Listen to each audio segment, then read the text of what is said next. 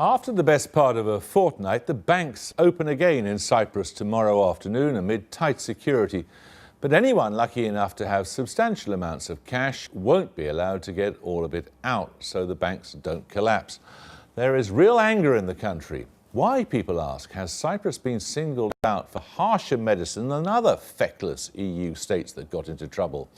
Though it is not yet a formal policy of the European Union, what's happened in Cyprus is different from those cases where bankers have just been able to walk away from disaster with a big cheque from the taxpayer in their pocket.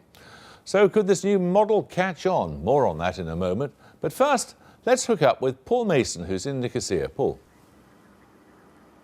Jeremy, this is a country where tonight you can't cash a cheque. You can't get more than €300 out of the bank per day. And let's make this brutally concrete.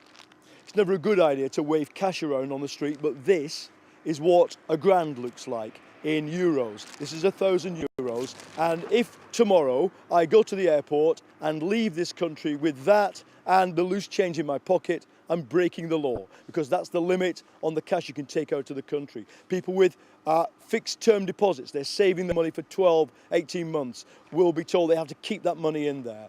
These are draconian capital controls of a kind not seen in a modern developed country. And the reason they're implementing them is very clear. The big thing that's happening tomorrow on top of the law changing and the directive is that people with money in the bank find out how much they've lost. The bank behind me, Bank of Cyprus, people with over 100,000 will lose about 40% of what they've got. And you might say, well, so what? That's the rich. Well, this is a country that's been a trading nation. It's full of small business people and farmers, and plenty of people have got savings accumulated of more than 100,000. There are church restoration funds that are going to lose their money. The working capital of many businesses, as we'll hear later, is stored in banks like this. Now, this is the new face of bank resolution in Europe, and what it effectively does is to make government debt, because the reason this is happening is to shore up the debt position of the Cypriot government, so government debt becomes safer than money in the bank. Some people think that's a good idea, others don't, as my colleague Joe Lynham reports. Despite the misery seen in Cyprus over the past week, it might in future be seen as the place where the tenets of capitalism were restored in Europe. That's because Cypriot banks will have been saved by their own depositors and senior investors rather than Cypriot taxpayers. And the Eurogroup president even suggested that the Cypriot bailout should become the template for all future Eurozone failures, though that was retracted after an angry market reaction. Nonetheless, there are plenty in Europe who think that senior bank investors will have to think long and hard about where they put their money.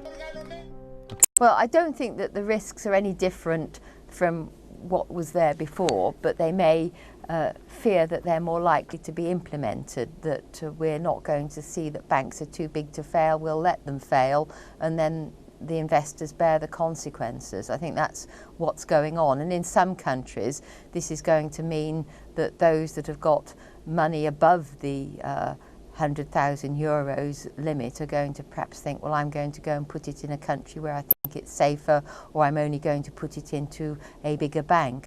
So is there a chance that Cyprus could ever be a template for future bailouts? Nobody really believed banks will be allowed to collapse in the middle of the 1980s. It just never arose because they didn't. What has happened, and I wasn't at all surprised, is when a huge crisis hit, government stood behind banks. So what was revealed is what really, if you thought about it, we already knew. What is interesting, in fact, is we've now moved to a situation where actually it is plausible that in some cases banks will default. Not in all cases, not consistently, rather erratically. So you could say that we're getting to capitalism, but only because some governments are no longer able or willing to support their banks. Cyprus has been a game changer. Since the collapse of Lehman Brothers 5 years ago, governments have consistently chosen to spare big bank investors from any financial pain lest it cause global contagion.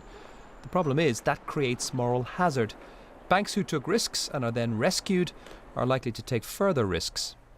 I think we've seen the beginning of the end of moral hazard. We've started to see the beginning of the end of constant taxpayer intervention. we're starting to see signs that the taxpayer is going to be liberated from this burden of having to support banks. And I think that's great progress. I mean, I hope people will look back on the Cyprus bailout as a defining moment. Now, the Cyprus bailout has been incredibly badly handled, right? And there's been huge numbers of mistakes. There's more mistakes that are going to come. There's capital controls. There's all sorts of nightmares. But nonetheless, one good thing has happened, which is a bankrupt bank was allowed to fail. Insured depositors were protected, but bondholders and very large depositors had to pay the price for this.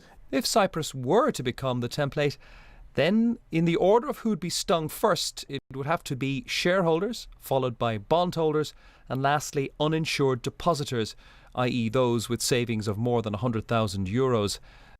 When it comes to Eurozone bailouts, comparing Ireland with Cyprus can be quite instructive. Both are relatively small economies with a bloated banking system which had loaned too much money during the boom years. But when it came to the Irish bailout 2.5 years ago, the European Central Bank was very clear. Senior investors, senior bondholders should not lose a penny of their money, forcing the burden onto Irish taxpayers. The exact opposite happened in Cyprus. Senior investors and senior bondholders were burned first. Whereas Ireland is emerging slowly from its economic woe, Cyprus is only about to embark on its journey. And tonight, as armed guards restock empty banks with cash, ordinary Cypriots will doubtless feel aggrieved that they are bearing the brunt of this restoration of capitalism, a system under which they flourished until the crisis swallowed them up.